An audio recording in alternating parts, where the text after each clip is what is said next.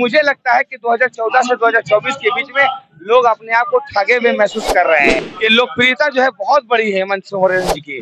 सीता सोरेन जी खुद चली गई या आप लोग को लगता है कि बीजेपी के द्वारा कुछ प्रलोभन देकर कि जो जनता की जो उम्मीदें थी, जो वादा किया गया था केंद्र सरकार की तरफ से, वो पूरा होता हुआ दिख नहीं रहा। सर क्या नाम हुआ?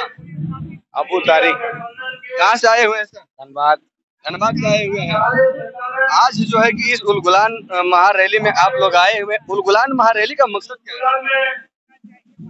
देखिए, ये उलगुलान महारैली जो आयोजित किया गया है, इसका असल मकसद है कि जनता की जो आकांक्षाएं हैं, जो पिछले 10 सालों से पूरा नहीं हो सकी हैं, उनको पूरा करने के लिए एक गठबंधन तैयार हुआ है जिसका नाम इंडिया गठबंधन है। कहीं ना कहीं लोगों ने जो भरोसा किया था वर्तमान केंद्रीय सरकार पे, वो पूरा नहीं होता दिख रहा है। इसीलिए जो असंतोष है, जो लोगों के बीच में एक आक्रोश है, उसका ये एक रिजल्ट दिख रहा है आज कि यहाँ पूरी भाजपा और उसके अलायंस के 2-3 पार्टियों को छोड़ करके मुझे लगता है कि इंडिया अलायंस में सारे गठबंधन के लोग आ गए हैं और सबका एक ही मकसद है कि जो जनता की जो उम्मीदें थी, जो वादा किया गया था केंद्र सरकार की तरफ से, वो पूरा होता हुआ दिख नहीं रहा है। लोग ठगे हुए महसूस कर रहे हैं। लोगों को ऐसा लग रहा है कि उनको जो है जो 2014 से 2024 तक में जो मिलना चाहिए था वो नहीं मिला। इस बार देश का प्रधानमंत्री कौन, राहुल गांधी जी बनने वाले हैं या मोदी जी फिर से हैट्रिक लगाने वाले हैं? प्रधानमंत्री, आपको क्या लगता है कि सिर्फ माननीय प्रधानमंत्री मोदी जी ही हो सकते हैं? सिर्फ एक कैंडिडेट है वो? देश में ये जो देश है ना, ये नेताओं का देश है। यहाँ लीडरशिप हर गली में, हर मोहल्ले में एक लीडर मिलेगा और अच्छा लीडर मिलता है।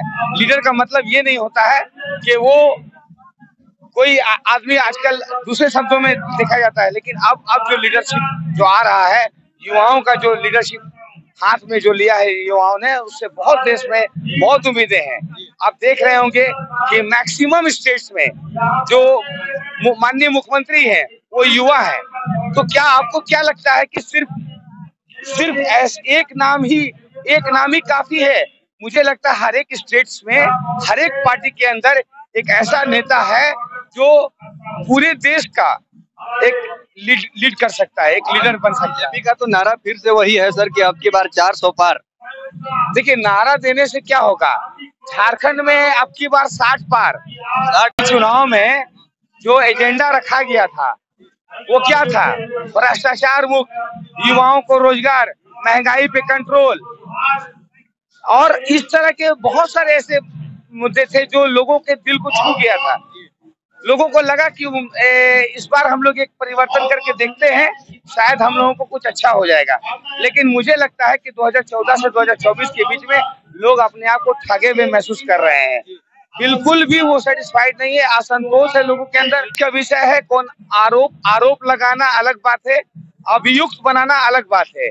जांच हो जाएगी, अगर आरोप साबित हो जाएगा तो वो अभियुक्त हो जाएंगे।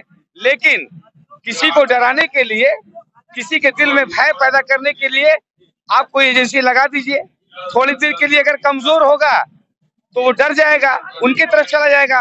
और जो लीडर है, चाहे वो आदरणीय हेमंत सोरेन जी हो, चाहे आदरणीय अरविंद केजरीवाल हो, या संजय सिंह साहब जैसे लोग हो, वो लोग लीडर हैं।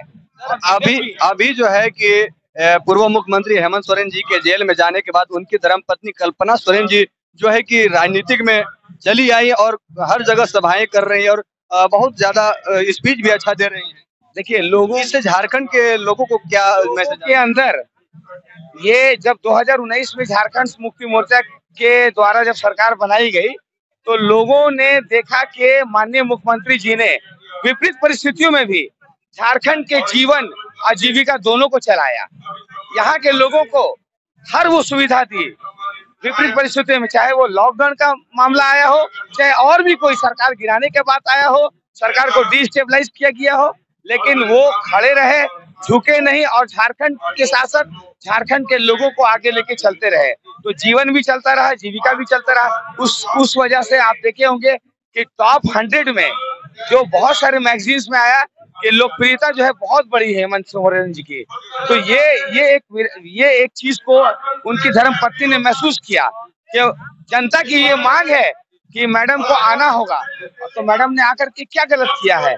सर एक सवाल आपसे करना चाहेंगे। एक तरफ तो कल्पना सोरेन राजनीति के मैदान में कूद कर चली आई पूर्व मुख्यमंत्री हेमंत सोरेन जी के जेल में जाने के बाद, वहीं जो है कि सीता सोरेन जी बीजेपी में चली गई। इससे क्या आखिर उनको क्यों जाना पड़ा सर? क्या उनको मान सम्मान कह रहे हैं कि मान सम्मान हमें जेएमएम में नहीं मिल रहा था, क्या है? मुझे नहीं लगता है कि उनके मान सम्मान में कोई कमी किया गया हो। बहुत 3 बार के साथ वो विधायक रही हैं आदरणीय सीता सोरेन जी। हो सकता है कि हर आदमी का अलग अलग विचार होता है, हो सकता है कि उनके विचार में उनको लग रहा हो कि वहाँ बेहतर है, उन्होंने बेहतर उज्जवल को देखा हो तो वो वहाँ चली गई हो। मुझे पूरा यकीन है कि कुछ दिनों के बाद, साल 2 साल के बाद आदरणीय सीता सोरेन जी फिर वापस अपने घर को वापस आएंगी, जेएमएम में फिर से वो जुड़ेंगी और फिर से वो जेएमएम के लिए एक मजबूत पिलर के तौर पर जेएमएम को आगे लेकर के चलेगी। ये सीता सोरेन जी खुद चली गई या आप लोग को लगता है कि बीजेपी के द्वारा कुछ प्रलोभन दे करके? पिछले 10 सालों में जो बीजेपी का चाल चरित्र और चेहरा है सब लोगों को मालूम है। अगर कोई आ जाता है, किस तरह का उनको क्या ऑफर दिया जाता है, या अगर कोई नहीं आता तो उसको डराया भी जाता है। बहुत सारे लोग को लगता है कि कुछ झूठे आंकड़े दिखा करके भाजपा जो है, अभी तक जो भी आंकड़ा दिखाया जा रहा है वो सब जमीन पे और आंकड़ा से बिल्कुल फर्क है। तो कुछ लोगों को ऐसा लगता है कि जो चीज दिख रहा है वो अच्छा है, लेकिन हकीकत वैसा नहीं है। जब हकीकत पे आएंगी तो आंकड़ा और हकीकत में बहुत फर्क आएगा। तो उनको लगता है, मुझे लगता है कि फिर से वापस आएंगे सीता सोरेन जी। जेएमएम पार्टी के आप कुछ कार्यकर्ता हैं क्या?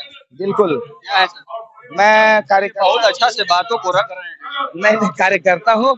मैं जेएमएम का महानगर का सचिव हूँ, धनबाद जिला का। क्या नाम है? अबू तारिक।